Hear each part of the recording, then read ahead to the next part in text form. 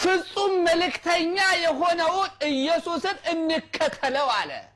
ጳውሎስ ሰባኪ ነው። በውሸት ሙስሊማን ሰለመች ሲሉ ተይዘዋል ማለት ነው። ኢየሱስ ክርስቶስ እኮ ይበላል ይጠጣል። አላህ ደግሞ አይበላም አይጠጣም፣ ምክንያቱም ድፍን ነው። በውሸት ሙስሊማን ሰለመች ሲሉ ተይዘዋል ማለት ነው። ዛሬም ደግሞ ሰለመች ብለው ያሏት ገና የመጣች ሙስሊም የሆነች ሙስሊሟን ዛሬም ሰለመች ሲሉ ዛሬም ተይዘዋል ማለት ነው። ማታም ተይዘዋል፣ ዛሬም ተይዘዋል። ትናንትና ከ20 ያላነሰ ቪዲዮዎችን አሳይተናቸዋል።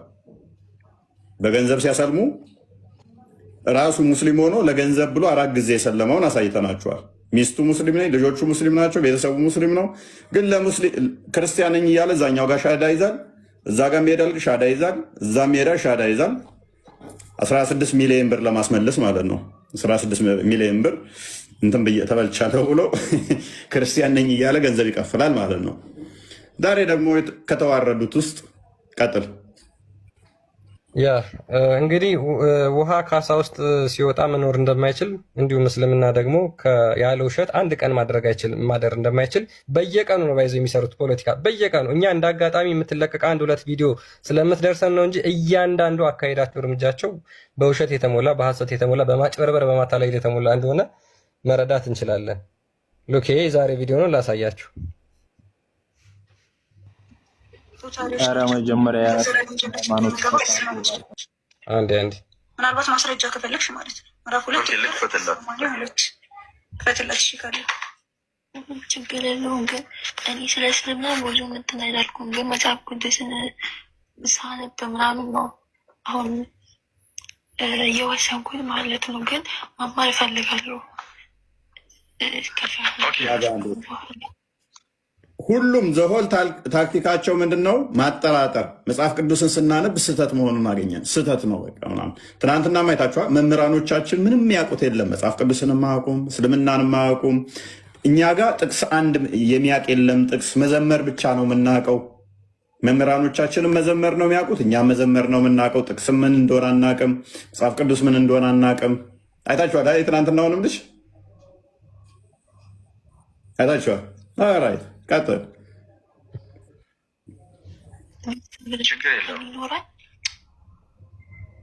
መጽሐፍ ቅዱስ እንዲያስተምራል ቶሎ ያስይዝና ኤልያስ አስይዛት ቶሎ አስይዛት እናታችሁ። ምክንያቱም ትናንትና ያችኛዋንም አይታችኋል። አስገቧትና ጥያቄ ስጠይቅ ቆይ መጽሐፍ ቅዱስ ላይ ወንድምሽ ይመልስልሽ አሏት። እሺ አንተ ክርስቲያን ነህ አይደል ተባለ። ከዛ ድራማው ተጫዋች ማለት ነው። አሁንማ ክርስቲያን ነኝ አለ። መጽሐፍ ቅዱስ ላይ ክርስቲያን የሚል አለ እንዴ? አለ ክርስቲያን የሚል ከነ የለም አለ። እንዴ ክርስቲያን ሆነ ክርስቲያን የሚል የለም ትለዋለች። ይኸው ወንድምሽ መሰከረ። ከሱ ተማሪ ሙስሊም እኮ ነው ልጁ፣ ክርስቲያን ነው ይሉታል። ትናንትና አሳይተናል። እቺ ልጅ ነች ሻዳ አስያዧል። ልጁ ተመልሶ ክርስቲያን ቤት ሲገባ ተያዘ፣ ተዋረደ። እባክህ እና ተዋረደ። እንደዛ ሲል ማለት ያ ልጅ ተመልሶ ተያዘ። ሙሉ አካውንቱ ምንድነው? የእስልምና ነው። ሙሉ አካውንቱ የሙስሊሞች ነው። ክርስቲያን ነው ተብሎ እንደ ክርስቲያን አስቀምጠው ክርስቲያኖች ሲገቡ መጽሐፍ ቅዱስ ላይ እንዲህ የለም እያለ ምስክር ይሰጣል ለሙስሊሞቹ ማለት ነው። ክርስቲያን ቤት ደግሞ ሲገኝና ሲያዝ ጥያቄ ብሎ ሲመጣ ኧረ እኔ አይደለሁም አለ። ፎቶ ያው ነው፣ ፕሮፋይሉ ቪዲዮ ያው ነው። ሲነቃበት እንትን አለ። ሁለት ማንነት። ቀጥል።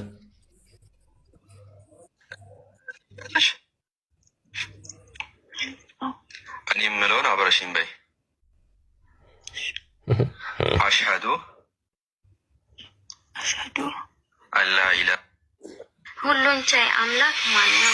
አሰላሙ አለይኩም ወራህመቱላሂ። እንግዲህ ወደ ቤቷ ሲገባ ነው ሻሃዳ ያዘች። ሻሃዳ ያዘች፣ ወደ ቤቷ ተገባ። እኔ የምለውን አብረሽኝ በይ። አሽሀዱ አላ ኢላሃ ሁሉን ቻይ አምላክ ማን ነው? አሰላሙ አለይኩም ወራህመቱላሂ ወበረካቱሁ። ካልሞትኩኝ በስተቀር ሴት ልጅ السلام عليكم ورحمة الله وبركاته ሰማዕቱ ነው ዝና እንቅልፍ ታስታውሽ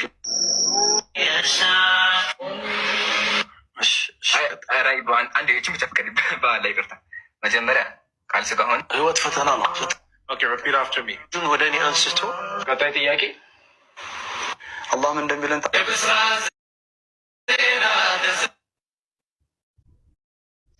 ያ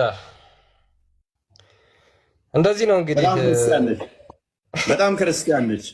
በጣም ነው ክርስቲያኖችን እያሰለሙ ያሉ። ጨረሷቸው። ይሄን እያያችሁ እስልምና ውስጥ ምን ትሰራላችሁ? ከእንደዚህ አይነት ወራዶች ጋር ገዝታችሁ ላይ እንዳታስገቧቸው። እንደዚህ አይነት ወራዶች ኡስታዞችን ማለት ነው፣ ቆሻሾች ስለሆኑ ከነኚህ ምን እውነት ይጠበቃል? ከነኚህ ጋር ማውራት በራሱ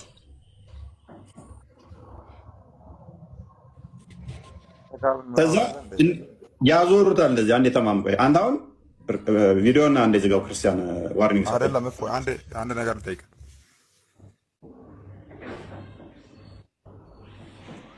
ተቀጥል አንዴ ማውን ነገር እንትን አታሳየ። ካሜራ ወደ ውዝጋ ሪስትሪክሽን ሁለት ተሰጠኝ አንዴ። ኤኒዌይስ ወራዶች ውሸታም መሆናቸውን አያችኋ። ሁለተኛውን ቀጥል። የትናንትናው ማታው ነው። እሺ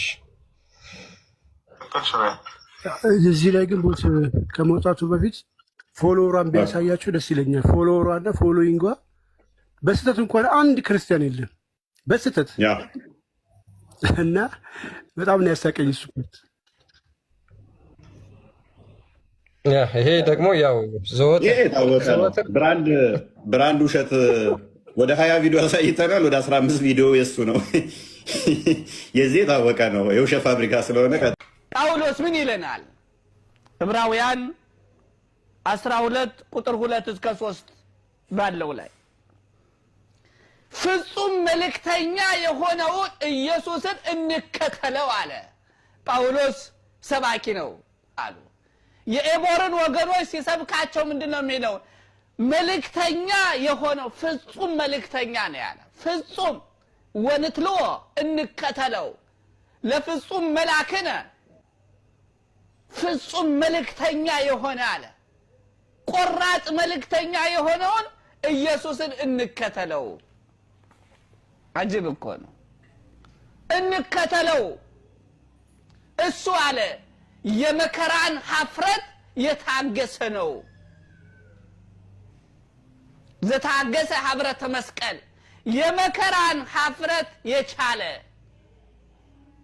አናህሲዮ መከራውን አቃሎ እንደምንም ሳይቆጥር ማለት ነው። መልካም ኡስታዙ ሲናገር እንደሰማችሁት ዕብራውያን ምዕራፍ 12 ቁጥር 2 እስከ 3 ብሎ የተናገረው ሐዋርያው ቅዱስ ጳውሎስ ኢየሱስ ክርስቶስን ፍጹም መልእክተኛ ምናምን እያለ ብሎ ተናግሯል። እንዳለ ስህተት ነው። እንደዛ አይልም።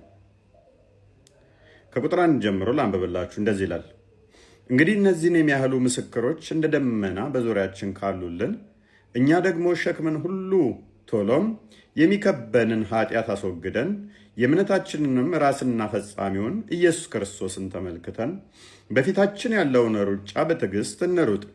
እርሱ ነውርን ንቆ በፊቱም ስላለው ደስታ በመስቀል ታግሶ በእግዚአብሔር ዙፋን ቀኝ ተቀምጧልና ነው የሚለው።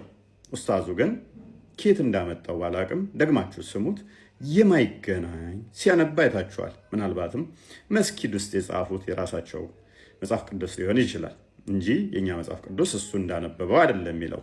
በእርግጥ ያው ካልዋሸ እስልምና ሟች ስለሆነ የአሳ ግማቱ አናቱ እንደሚባል እስልምናም ያው መበስበስና መግማት የሚታወቀው ኦልዌይስ በውሸት ለማስቀጠል ሲሞክሩ ነው። ቁጥር 3ንም የምንቀጥለው በነፍሳችሁ ዝላችሁ እንዳትደክሙ ከኃጢአተኞች በደረሰበት እንዲህ ባለ መቃወም የጸናውን አስቡ ብሏል። እና ይሄ ክፍል እስልምናን ድባቅ የሚመታ ነው። ምክንያቱም ነውርን ንቆ በፊቱ ስላለው ደስታ በመስቀል ታግሶ ክርስቶስ ስለመሰቀሉ መከራን ስለመቀበሉ በአብ ቀኝ ስለመቀመጡ የሚናገር ነው። ሙስሊሙ እንደመሆኑ ኡስታዙ ደግሞ ክርስቶስ ተሰቅሏል ብሎ አያምንም እና የመስቀል ላይ መከራውን ሲጠቅስ እንዴት አድርጎ አንብቦት ነው ምናልባትም ለውሸቴ ይረዳኛል ስላለ ብቻ ፍጹም መልእክተኛ ምትል ቃል በመጨመር ማይለውን ክፍሉ ይህንኛውን ለማደብዘዝ ሞክሯል። የክርስቶስን መሰቀል መከራን መቀበል በመስቀል ላይ ማለት ነው፣ በአብ ቀኝ መቀመጡንም እንዲሁ። እናም ኡስታዞች እንደዚህ ወራዳና ውሸታም ናቸው። ማየት ማመን ነው። የእሱንም የኡስታዙን ስሙን ደግማችሁ ይኸው ክፍሉን ግቡና አንብቡት። ኡስታዞቻችሁ ሙስሊሞች ሴቶችም ወንዶችም ይቅርታ አድርጉልኝ፣ ወራዳና ውሸታም ናቸው። ክፍሉ ማይለውን የሚሉ ማለት ነው። ይሄ ደግሞ የሴጣን ባህሪ ነው እና ኡስታዞቻችሁ ከአባታቸው ከዳቢሎስ የተማሩትን ውሸት ለማስቀጠል ይሞክራሉ። እነኚህን አትከተሉ እላለሁ። ኢየሱስ ክርስቶስ እኮ ይበላል ይጠጣል። አላህ ደግሞ አይበላም አይጠጣም፣ ምክንያቱም ድፍን ነው። ፈጣሪያችን ሊታይም ሆነ ምንም ሊሆን አይችልም። ፈጣሪያችን የፈጠረን አምላክ ውሸት ነው፣ ውሸት ነው፣ ውሸት ነው። ልታሳየኝ ትችላለህ? ምክንያቱም አይደለም መታየት የገሃነም ሰዎች እግሩን ሲጭንባቸው ራሱ ቃቲ ቃቲ ስትል እግሩ ቦታና ስፔስ ሚይዝ እንደሆነ ቡሃሪ 48 ላይ ይናገራል። አይ ቲንክ በቂያማ ቀን ደግሞ ታየዋለህ።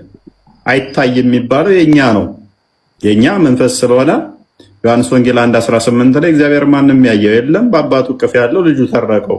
ጢሞቴዎስ ምዕራፍ 1 ቁጥር 1 አንደኛ ጢሞቴዎስ ምዕራፍ 1 ቁጥር 17 ላይ፣ አንደኛ ጢሞቴዎስ ምዕራፍ 6 ቁጥር 16 ላይ እግዚአብሔር መንፈስ ስለሆነ ማንም ሊያየው እንደማይችል ይናገራል። የኛ በሁሉ የመላ መንፈስ ስለሆነ ዮሐንስ ወንጌል ምዕራፍ 24 ስለሚናገር ማለት ነው። የእናንተ ግን ይታያል። መታየት ብቻ ሳይሆን ስፔስ እና ፕሌስ ኦኮፓይ ማድረግ መሙላት የሚችል ከሆነ ደግሞ እንትን አለው ማለት ነው። ይሄ ቦዲ ያለው ነው። ፕላስ ደግሞ ቀኝና ግራ አለው። ቀኝና ግራ ካለው ደግሞ ዳይሜንሽን አለው፣ ዳይሬክሽን አለው ማለት ነው። ዳይሬክሽን ካለው ደግሞ ባይ ዲፎልት ፍጡር ነው እንጂ ፈጣሪ አይሆንም። ምክንያቱም ቀኝና ግራ ካለው አንድ አካል ቀኝና ግራ ተብሎ ካለው እሱ ፍጡር ነው የሚሆነው። እጅ እንዳለው ታምናለህ አይደለ? ስለዚህ ያ እጅ ደግሞ ቀኝና ግራ እጅ ካለው ፍጡር ነው የሚሆነው ማለት ነው። ሱረቱ ሳድ 75ኛው አያ ማለት ነው። እኔ እኮ ፈጣሪ አይታይም ነው ያልኩ ካለው አንተ አሁን ይታያል በእናንተ አይታይም አንተ ነው ያልከው። አይታይም አንተ ነው ያልከው። እንትና ወይ ክርስቲያን አለ አሁን በእናንተ አንተ ነው ያልከው። አንተ ነው ያልከው ይታያል። አላህን ቂያማ ቀን አታየው? ቂያማ ቀን አታየው? ጀነት ስንገባ እናየዋለን። ታዲያ አይታይም አትበላ። አላየነውም በል። አላየነውም እና አይታይም ላይ እሺ። ኢየሱስ ክርስቶስ እኮ ይታያል። ቆይ ስሚ፣ ይኸውልህ ባለቤቴ እዛ ጋር ነች። እያየሃት ነው?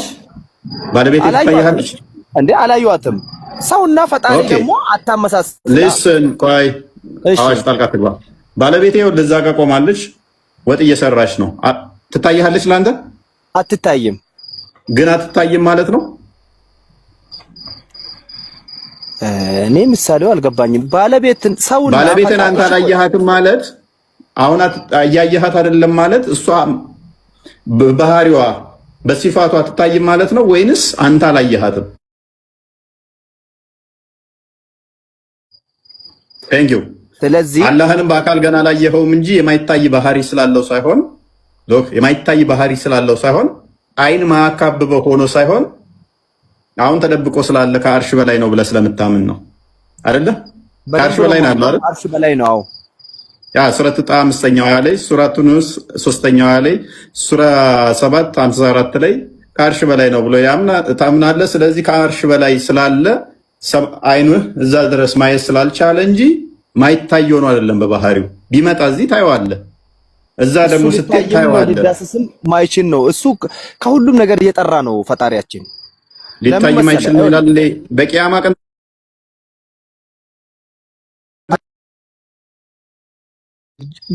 ሲኦል የሚገቡት አያዩትም። ገነት የገቡት ብቻ ነው አምላካቸውን የፈጠረውን አምላክ እንደዚህ ውብ አድርጎ የፈጠራቸውን አምላክ ማየት የሚችሉት ገነት የገቡ ሰዎች ብቻ ናቸው እንጂ ሲኦል የሚገቡትማ ምን ሊያደርጉት ያያል? ስለማያመልኩት ስለማያውቁት አያውቁትም ማለት ነው።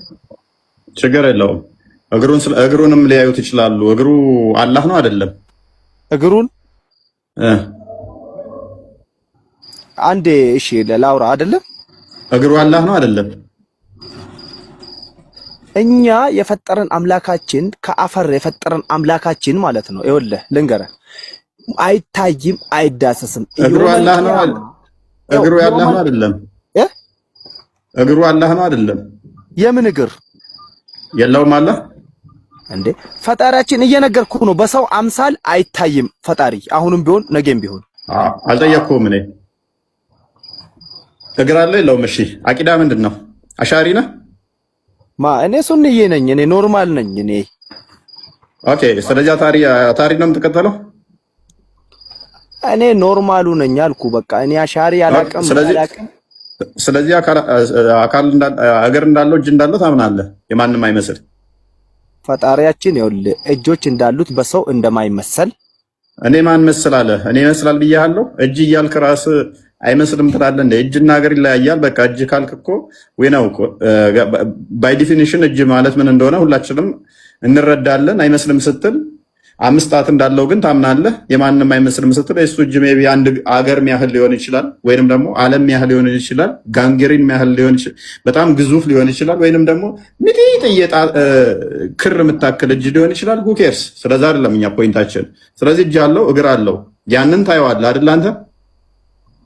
ያንን ታምናለህ በለኝ። አላየውም። እኔ በቂያማ ቀን አታየውም? እሱን በቂያማ ዕለት አልኩ እኮ እኔና አንተም ገነት ስትገባ ልታየው ትችላለህ። ያለዛ ግን ሲኦል ከሆንክ ሲኦል ነው፣ አታየውም። ከማን ጋር ነው የምትገናኘው? እዛው ከሲኦል ከገቡት ጋር ነው የምትገናኘው። ስለዚህ ፈጣሪያችን አምላካችን እኛ ኢየሱስ ክርስቶስ ደግሞ በሱ ላይ ኢየሱስ ክርስቶስ እሺ ያለው ሜቢ ዲፊኒሽኑ ካልገባ አይታይምና አናየውም ልዩነቶች አሉት። አይታይም ኦኬ፣ አልታየምና ሶሪ፣ አይታይምና አልታየም ልዩነቶች አሉት። ሶሪ ሶ አልታየም ካልክ ወደፊት ይታያል ነው። አይታይም ካልክ ግን በባህሪው መቼም አይታይም። ፈጣሪያችን ይኸውልህ እኛ ገነት ስንገባ ብቻ ነው። ለምሳሌ ሳዳም እዚህ ጋር ተሳስተሃል። ገነት የሚገቡት ብቻ ሳይሆኑ ሲኦል የሚገቡትም ያዩታል እግሩን። ተሳስተሃል። ቡኻሪ ላይ እግሩን ያዩታል። ሙሽሪኮችም ሂፖክሪቶችም ቢሆኑ እውነተኛ አማኞችም ቢሆኑ ባቱን ያዩታል ያላህን ብሎ ይናገራል። ስለዚህ ራስ አስተካክል እሱን። ስለዚህ ጀነት የሚገቡ ብቻ አይደሉም። እሺ ምንድነው ፖይንት? ምንድነው እሱ ፖይንት? እሺ ቆይ ሌሚ ወረስ ትላርግብህ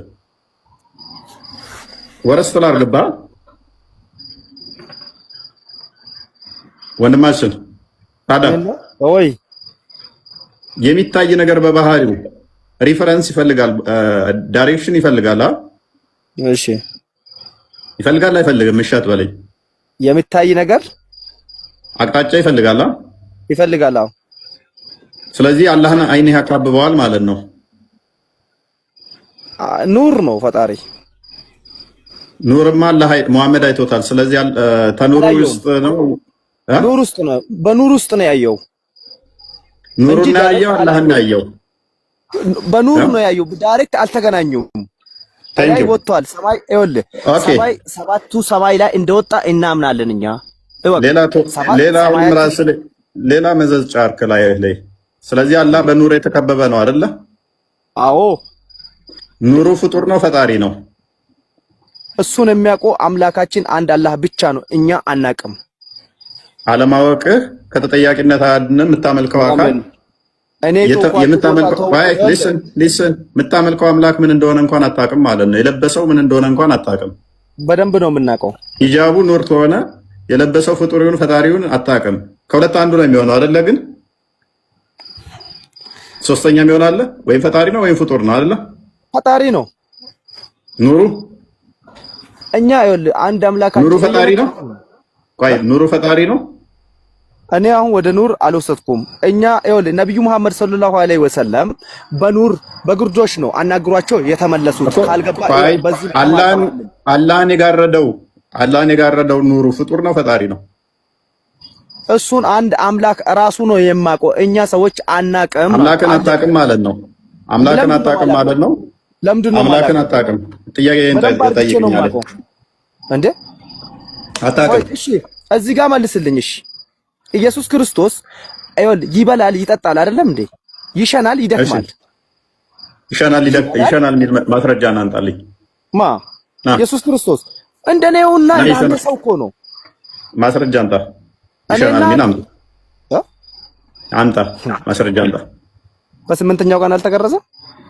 ማስረጃ አንጣ። ይሸናል የሚል እየነገርኩህ እኮ ነው። በስምንተኛው ቀን አልተገረዘም። ለምንድን ነው ሽፍት የምታደርገው? እሺ ሽፍት አይደለም እየነገርኩህ እኮ ነው። አሁንም ደግሞ ርዕስ ስላርግብህ አላህ እጅግ እርባት ፊት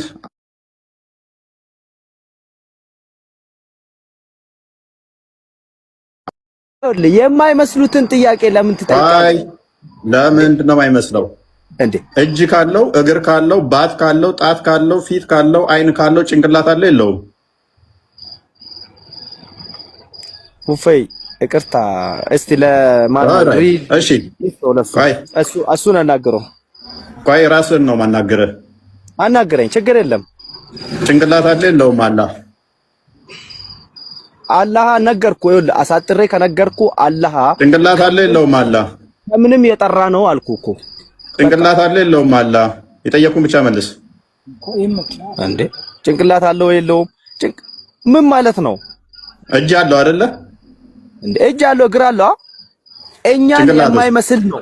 እኮ እናንተን የማይመስል ችግር የለውም። እናንተን የማይመስል እጅና እግር ባትና ፊት አይንና እጆች ጣቶች አሉት። ጭንቅላትስ አንተ የማይመስል አለ የለውም? ጭንቅላትስ አኡዙ ቢላሂ ሚነሽ ሸይጣን ረጂም። ይሄ እኮ የማይመስል ጥያቄ ነው የጠየቃለሁ።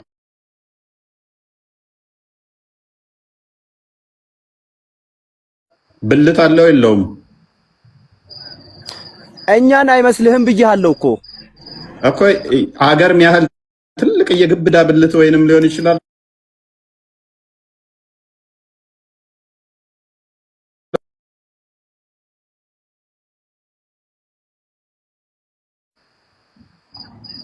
እና ወንድ ነው ፈጣሪ ወንድ ነው እናንተ ብላችሁ የምታምኑት እኮ ኢየሱስ እኮ ብልቱ ማንንም አለው የለውም? እኔ ይሄኛው እንደዚህ አይነት ጥያቄ አትጠይቀኝ።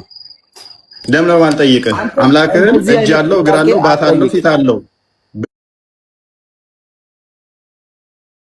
የማይመስለው ወይን ማነሱ ነው የማንንም የማይመስለው ምንድን ነው እሱ?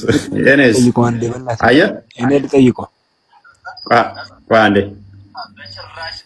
ትጠይቃለህ። ለዚህ ነው አትባልጉ። ወደፊቱ ክርስቶስ በስጋ የመጣ አምላክ ነው።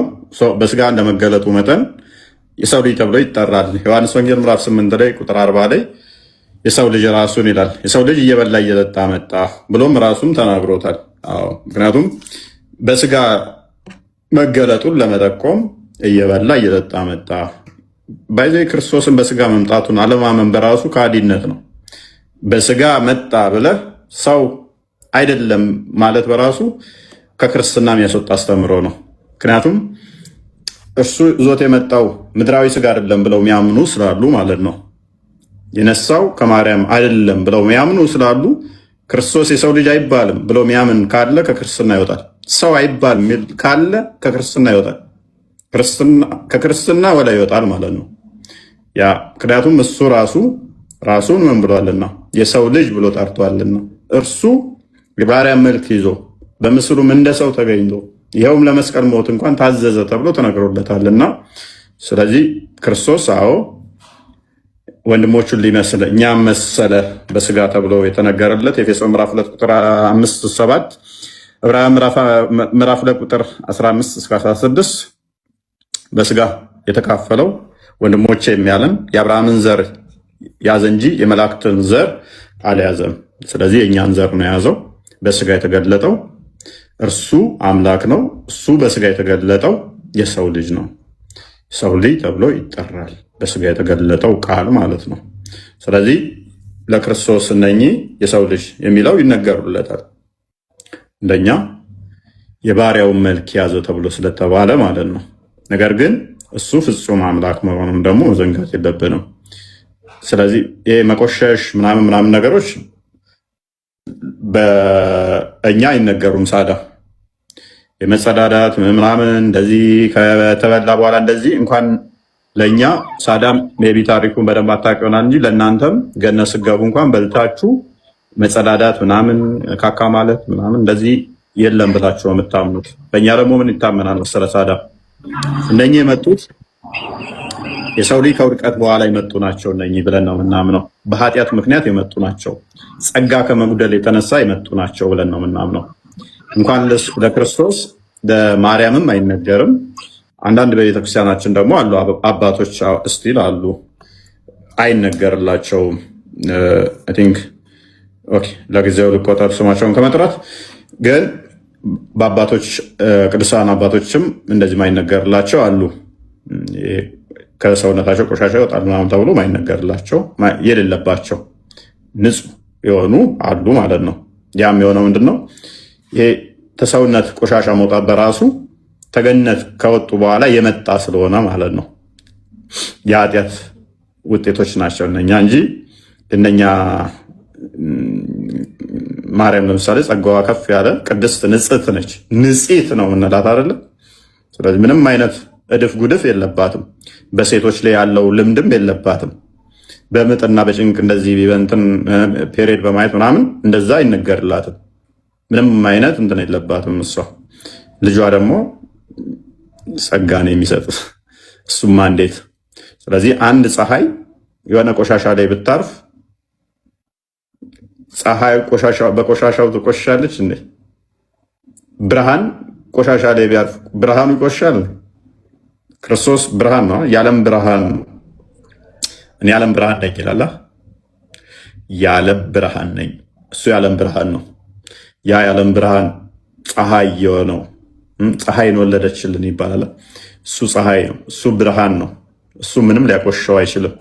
በዚህ መቆሸሽ የሚነገረውም ከኛ አንጻር ነው።